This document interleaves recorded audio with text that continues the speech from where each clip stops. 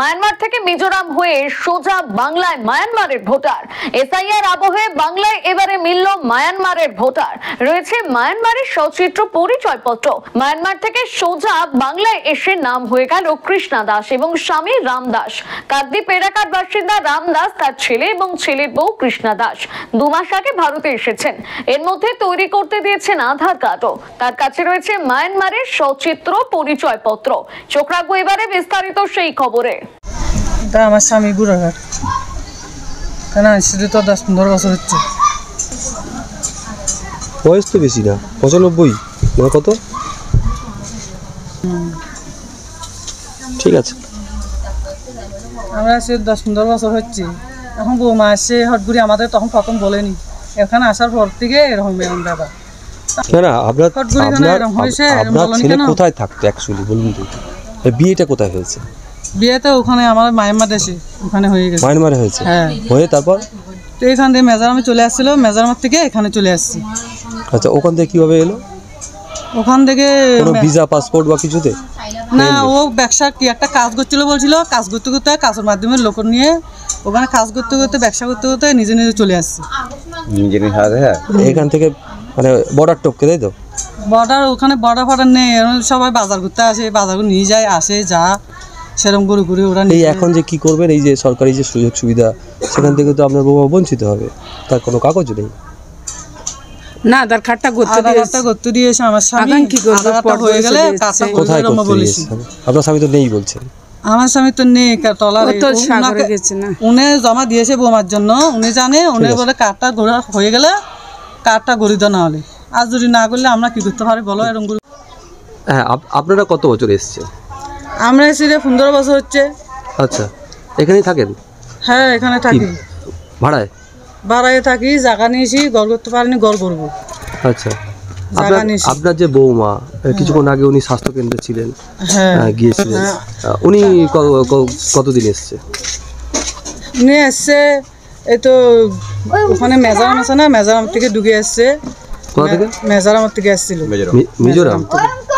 আচ্ছা, তো এসছে 10-15-20 দিন হয়েছে। আমি বলছি কি কার্ডটা তুলবো, আধার কার্ডটা তুলবো, আমার বৌমাকে একটু পোলিও কার্ডটা ঘুরে দিন, এরকম বলছিলাম। আচ্ছা, কাকে বলেছিলেন? আধার কার্ড? হ্যাঁ, আধার কার্ড নেই।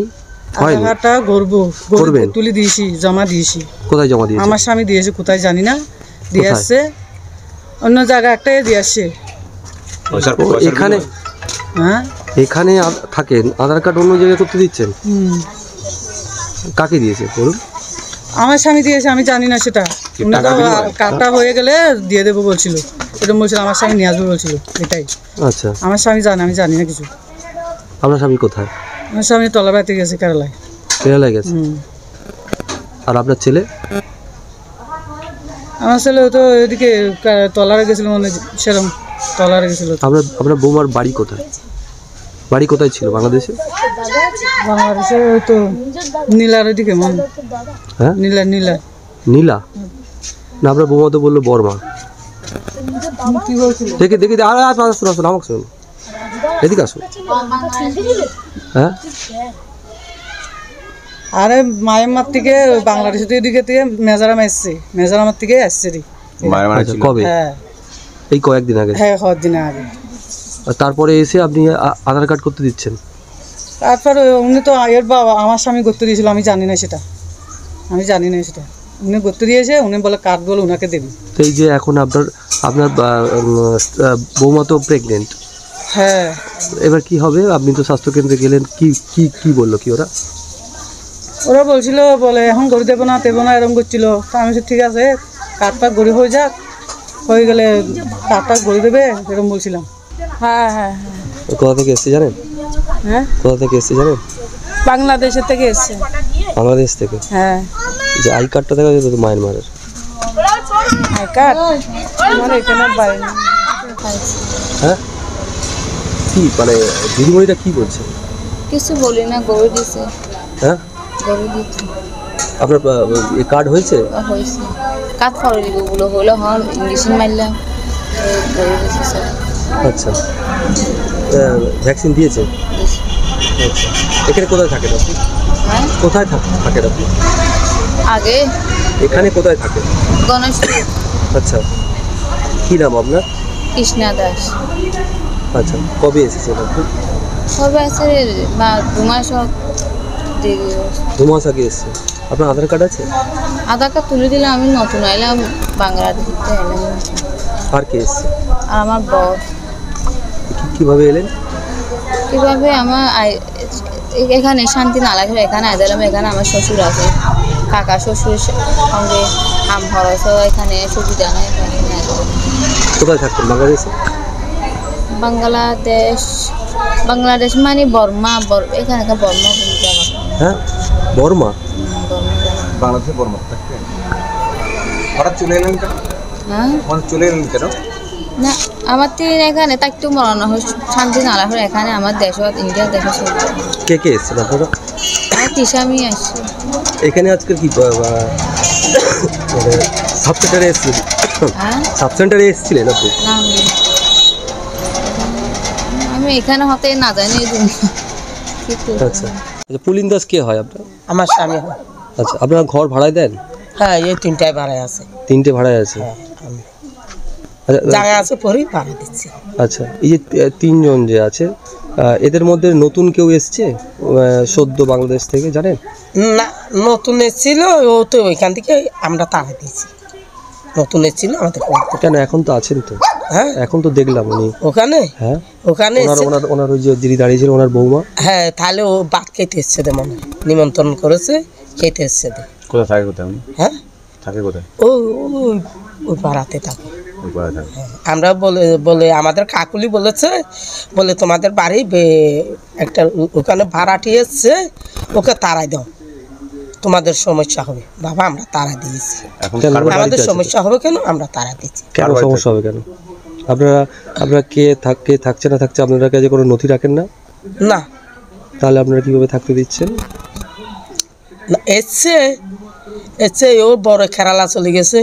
আচ্ছা, এসি মতন আমরা ওকে আবার তাড়া দিচ্ছি। কদিন আগে এসছে? কদিন আগে এসছে সেটা আমি জানি। হ্যাঁ, মাস দুয়েক হবে। হ্যাঁ, ওরকম এসেই বর কেরালায় চলে গেছে? হ্যাঁ, বড় কেরালা চলে গেছে।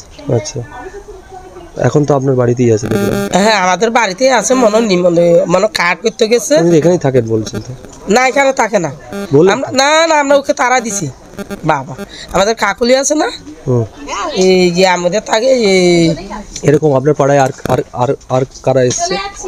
না, আর কারা এসছে আমি জানি না। আমাদের কাছে খবর আছে আরো এসছে আমাদের এখানে।